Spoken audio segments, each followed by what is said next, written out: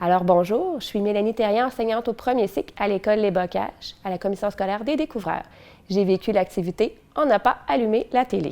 Cette activité a été créée par les filles du récit local, du récit des langues et du récit du développement de la personne. Il y a 4 volets à cette activité. Le volet français avec les dimensions de la lecture, le volet éthique, le volet main sur les touches et le volet citoyenneté à l'ère du numérique. Aujourd'hui, je vais vous raconter cette histoire. On n'a pas allumé la télé. Dans un premier temps, il y a eu une étape de préparation où je me suis approprié un petit peu les éléments que je devais dire à travers ma lecture interactive. Dans la préparation, il y avait bien sûr le vocabulaire. C'est un livre qui avait son petit lot de défis au niveau du vocabulaire. Alors, il y a certains mots que j'ai expliqués aux élèves la semaine précédant l'activité. Alors, ils se sont appropriés un petit peu ce vocabulaire-là, même qui en faisait mention quand je lisais l'histoire. Les copains, quand tu regardes la page couverture, là, de quoi tu penses que ça va parler? Erika? On dirait comme qu'il va y avoir des dinosaures dans l'histoire. Regardez bien la première de couverture, les amis. Philippe? Ils vont essayer d'allumer la télé. Ils vont essayer d'allumer la télé. Alors, si Mme Mélanie écrit l'intention, nous, on pense là, qu'ils vont essayer d'allumer la télévision. Ouais. Bon, OK. Bien, on va s'en rendre compte. Les amis, si on s'est trompé, on va s'en rendre compte en lisant l'histoire. Comment allumer...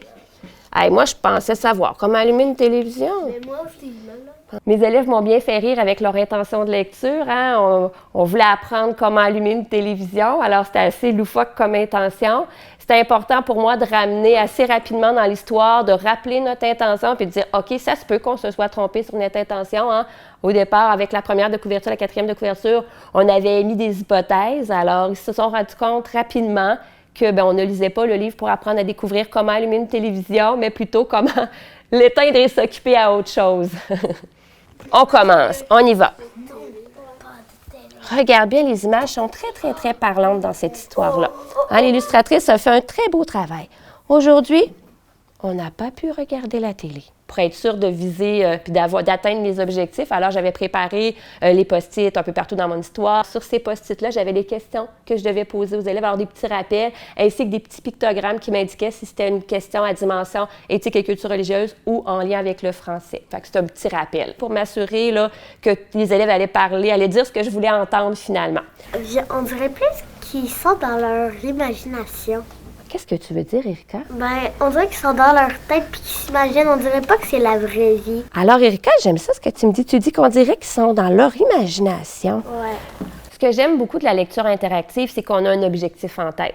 On a une vision de ce qu'on veut obtenir. Alors, ça nous permet de cibler de quelle façon l'obtenir graduellement. Alors, on voyait qu'en cours d'histoire, j'avais une intention, les élèves n'ont rien vu aller, puis m'ont donné ce que je voulais. Alors, les lectures interactives, c'est ça qui est avantageux, c'est que les enfants se rendent compte de rien, puis nous, on réussit à passer notre message à travers ça.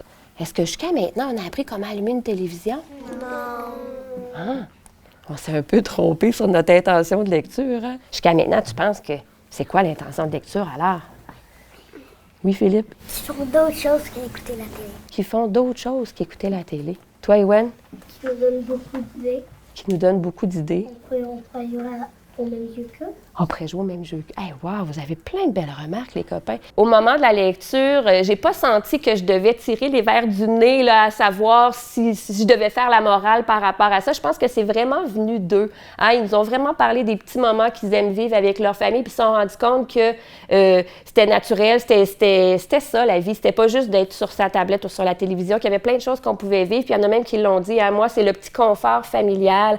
Alors, je pense pas que j'ai été moralisatrice dans tout ça, mais c'est vraiment venu d'eux. Pourquoi vous pensez qu'ils n'ont pas allumé la télévision? Élie? Peut-être parce qu'ils l'écoutaient trop souvent. Ah, ils l'écoutaient trop souvent. Puis ça, est-ce que c'est correct de l'écouter trop souvent? Non. Chez toi, Élie, est-ce que tu écoutes la télévision trop souvent? Non. Est-ce que tu penses qu'ils ont réussi à s'amuser quand même? Oui. Vraiment, hein? Je pense aussi. Vous, à la maison, là, est-ce qu'il y a des règles concernant la télévision, les tablettes numériques et tout ça? Est-ce que vous, il y a des règles à la maison? Toi, Mathis? Si tu vas 1 heure dehors, tu as le droit d'écouter 1 heure la télé.